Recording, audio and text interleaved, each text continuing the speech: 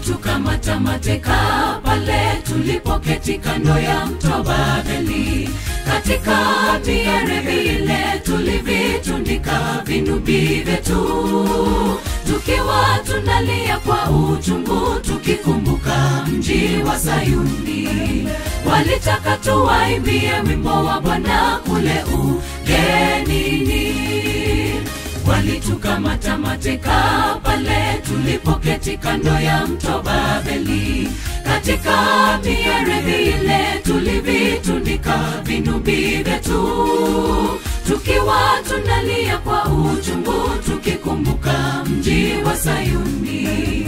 Walitaka tuwaimbie wimbo wa Bwana kule ugenini. Tungewezaje kuimba wimbo wa Bwana kule ugenini? Katikati ya wasiomjua Bwana tuimbeje pale? Tungewezaje kuimba wimbo wa washindi tukiwa tuko matekani? Tungewezaje kuimba wimbo wa Bwana kule ugenini? Katikati ya wasiomjua Bwana tuimbeje pale? Tungewezaje kuimba wimbo wa washindi tukiwa tuko matekani?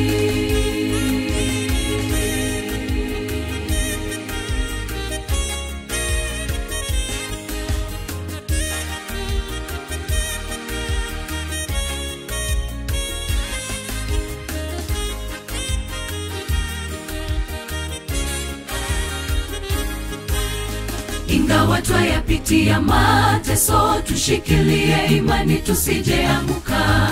Japo ni kwa gharama, usimsahau Muumba wako. Jitenge na maovu ya dunia, uwe imara, udumu kwa maombi. Mateso haya tunayoyapitia ndugu ni ya muda kitambo.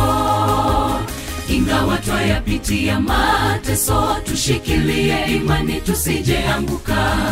Japo ni kwa gharama, usimsahau Muumba wako.